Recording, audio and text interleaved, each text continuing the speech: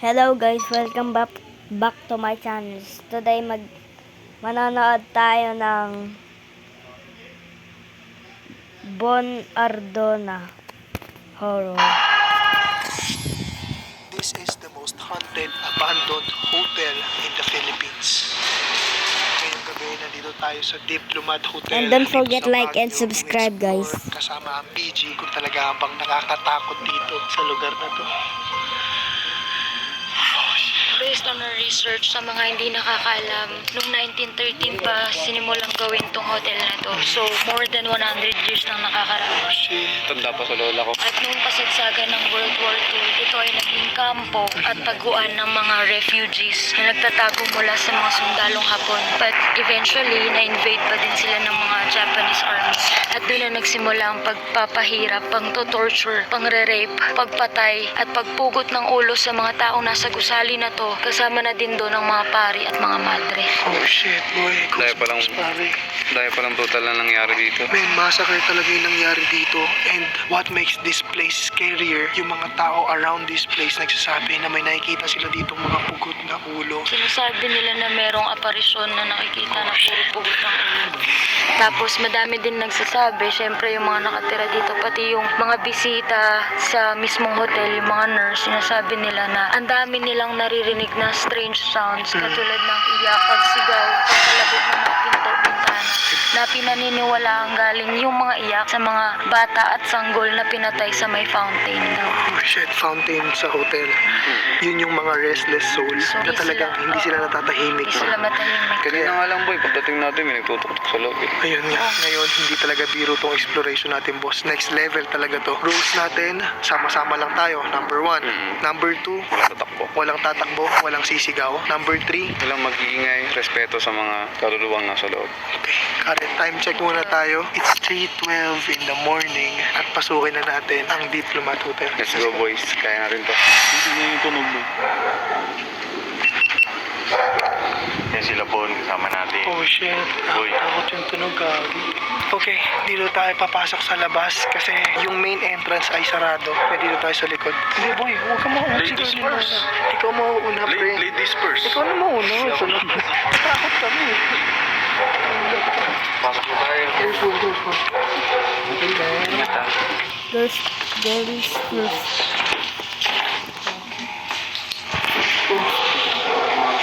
Naramdaman mo yun, pre? Grabe yan. Girls Iba yung first muna. presensya. Ako yung presensya na nararamdaman ko ngayon, parang friendly yung mga multo dito. Seryoso kasi kung wala naman tayong intensyon na mali, di naman sa atin gagawa ng masama sila eh. Ito first floor to. Ito mga room talaga to. This is the first Ito yung mga floor. room. Ito yung mga rooms ng hotel na vlog. Tama. Grabe, sobrang abandonado ng lugar na talaga. And at the same time, sobrang abandonado na talaga ng mga rooms dito. At the same time, may mga pailaw din sila dito. Siguro yung bago na ito. Pero boy, bilib ako dito kasi alam mo bakit? Maayos pa yung mga building, di kagaya doon sa may Clark. Oo, actually, Iba-iba na. iba-iba. Buo pa yung mga kisam dito. Naaalagaan ng gobyerno kasi yun, nakikita mo may mga bago ng ano. So guys, ito yung hotel room noong 1990s. Pumasok tayo. So, wala namang pinagkaiba. Ganun pa rin naman. Noong 1990s, talagang may kama dito, for sure. Tapos, ito yung CR nila. Diba? Ito yung hotel talaga. Nag-lab, okay ka lang? First time lang kasi ni Carlene makasama sa atin sa mga ganito. Kasi nung nag-abandoned hospital tayo sa Clark, pregnant pa siya noon, so hindi siya makasama. Are you okay? Yeah, ano lang, parang na-imagine ko lang, di ba, ang daming pinahirapan dito. Ang daming inasar, pinahirapan. Nung World War II. Okay. Dito maliwanag. Ang putya naman. Oh shit. Boy. Oh my gosh. Oh my God. Nagulat ako din guys. Nagulat ako Nakabahan din. ako sa'yo. Boy, may ganun din sa vlog ko, nagulat din ako doon. Walang ilaw, boy. Bigla ako napagano. Ano? May sibat pa eh, no? So this one, ito siguro bago na to, love, no? Ito yung kung paano alagaan ng gobyerno itong Diplomat Hotel. Kasi, guys, more than 100 years na to, love, eh. Sobrang luman-luma na to. At questionable, bakit hindi to ginigiba? Bakit hindi gawa ng panibagong hotel? Ibig sabihin, kinikip nila to kasi this place is very historical. Look at this. Nakakatakot yung kabayo, love mo. May sibo. Bakit ganun? Oh shit, may kalimakawan dito, fountain. Dito nga daw. So, dalawa yung fountain natin dito sa Diplomat Hotel. Left and right. Hindi natin pa siya This one? Ay, pwede. Oh God. Love. Want to make a game, but coding just too hard? AI creates casual games, turning your ideas into gameplay in seconds. Love, iba yung pakiramdam dito. Shit. Grabe ito na yun. Yes, I know. And I hope lahat ng soul dito, you may rest in peace. Rest in peace po sa lahat. Imagine, pre, nandito yung mga bata, yung mga pare, yung mga madre na walang awang pinatay ng mga Japanese army. I can't imagine nandito yung lugar na yun mismo. Saan sila pinugutan ng ulo, love? Dito daw sa fountain. Dito daw narinig mismo yung mga iyak na. At based on our research pa, lahat ng mga tao around this place, talaga may nakikita silang pugot na ulo. Nakakatakot mga Kung pare. sa atin ngayon, matutuwa pa ako, love. Kasi hindi pa ako nakakita ng multo. Nakakita na ba kayo ng multo? Pugot na ulo? That's creepy. Bakit may ulo doon, love? Ayan. Hindi naman. Parang nga siyang umiiyak. Hoy, Lamin, huwag ka pumupunta doon. Dito ka lang sa amin, baka mawala ka eh. Itong batang to talaga, uuwi na lang ng Canada. Mawawala pa. Ito yung main entrance. So ito yung pinaka-lobby ng hotel. Yan boy, sabi kasi dito, itong ceiling daw, marupok na daw yan. Nalalaglag kasi bitak-bitak na daw. So, hindi safe dito. Kaya may harang din. Okay, so ngayon pumunta tayo sa second floor ng hotel na to. Alam mo, love, hindi ako natatakot sa lugar na to. Kasi mas natatakot ako pag nawala ka sa akin. Bumabanat ka pa. Bumabanatan ka ng mga natin. Kasi mas nakakatakot yun pag nawala ka sa akin, love. Kasi yung mga hindi namang magpaparamdam sa akin yan eh. Ako na lang magpaparamdam sa'yo. So ngayon, packet na tayo ng second floor. Dito kaya safe dito. Hindi ko alam, sabi nagbibigay ko ano eh.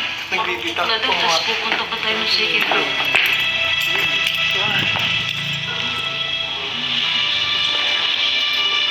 This is the second floor. Grabe, parang nasa horror Walang meron movie, dito, guys. man. It's just empty and very sketchy place. Diyan na. Pugot yung ulo, no? Kaya na boy, paano kung may sumilip dyan kapag nag-flashlight tayo? Actually, gano'n naman talaga. Imagination natin yung kalaban natin. Oo, totoo. Yung imagination talaga. Wala, kala ko ano eh. Ano, sorry. Hindi mukha talagang tao eh. Kabado eh, no? Tinan mo, pre, malino, pre. Di ba mukhang tao, pre, na pintura? Loko-loko yung nagpintura dito. Tingnan niyo si Carly, nauuna pa ako. Napakatapang. Ay, chill na sila dito boy. Nangyari na. Uy, ang gugulat ka pa pag ikaw na kaya. So what is this one? Chimney? Luxury room. Luxury. Oo, mga deluxe room dito. Dati yung Google. Oh, shit. So, ito yung deluxe room na pinakamahal na room dito sa Diplo. VIP, tama boss? Kasi ang deluxe room. Wow, pucha boy. Parang meron pa siyang bathtub. Side boy, tingnan mo, hindi ka na babaklas lahat. So ito yung original ng side boy. Oo, maganda nga talaga. Tsaka maganda pa dito sa Baguio. Hindi nyo na kailangan ng aircon eh. Buksan nyo lang yung bintana. Boom, sobrang lamig na. Video ako dito boy, samahan niyo muna ako. Sige, sige. Ano niyo ako iwan? Sa likod ko lang kayo. Ano yan? Video ko lang to. Dito kayo sa likod ko. Out ka boy. Oo, gago. Pinapalag mo pa yan. Ganyan tumirada siya boy. What's up? What's up? Lock lang po, pwede sa akin po. Oh my God, may nagpaparamdam for real. Shit. Alam, dito ka lang. Okay, so, guys, this is the first time na we experience na may nagparamdam, men. Wala pong tao. Walang tao sa loob. Ano yun? Doon na po. Oh, sana mo, baba tayo boy. Hindi, huwag kayo kasi mataranta boss. Wow, walang matataranta. Walang tatakbo. Men, ayun, boy, oh. Tira mo. Oh my God. Sorry po. Sorry Pasensya po. po dahil ginambala po namin kayo. Tara, saan tayo? Na-surprise ako, pre. Boss, dito ako sa likod namin, boss. Tol, sabi ko sa inyo, tuturupahin nyo. Oo. Huwag yung tatakbuhan. Marami naman tayo magpakita na natatakot tayo. Kasi lalo magpaparamdam yun. Yung boy, ano lang yun boy, yung nangyari kanina, ano lang yun, parang on the spot experience lang yun. Boy, ito na yung labas, boy. Normal lang yun. Grabe. Ay, ito. Ito na yung balot na. Dami, Taste huwag the kang bite. lumayo sa amin. Lamin, ikaw, loko-loko ka. Nauna ka dito, ha. Namin di mo ba alam yung nagparamdam na kami sa baba kanina? May ano, Meron. parang tawan. Hindi, Okay. makatok, mami. Tumataktak Akala ko siya. tawa. Wala ba kayo ka lang? Grabe. Real shit yun. For the first time, may nagparamdam po talaga. First time talaga yun boy. Oo, may. Please, narinig niyo yun. Walang sound effect yun. Walang sound effect yun. Pucha. Nagpaparamdam yung mga multo dito. Sa tinatayuan natin ngayon, dito yung nabasa ni Carlene. Oo, yung nurse na tumalon.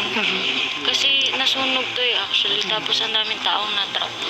So dito, Tapos dito dito siya sa may cross daw. ayan yung course na to. Tumalon nga daw dyan. Tapos yun. Patay. Grabe. Grabe man. Sobrang daming namatay talaga dito sa lugar na to. Kaya talagang very historic. Tayo mali yung gano'n.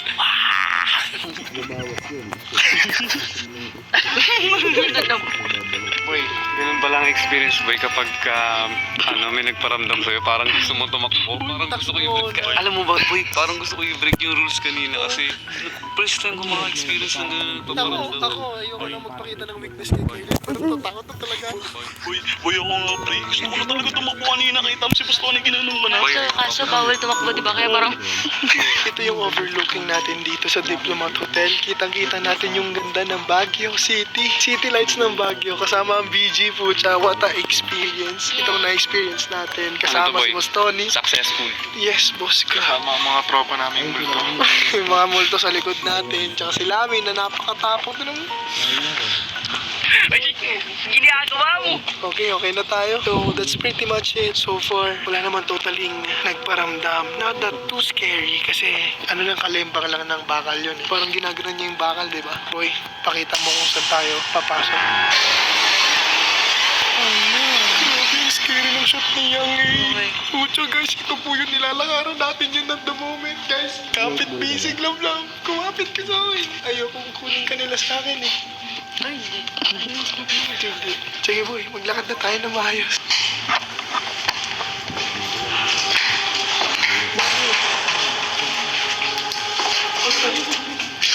Pucha, kala ko naman. Ka. Ako nakasilip eh, no? eh kasi nadaanan ng ilaw ni Lamin. So parang ako na parang Pero may tao talaga nakasilip eh, no?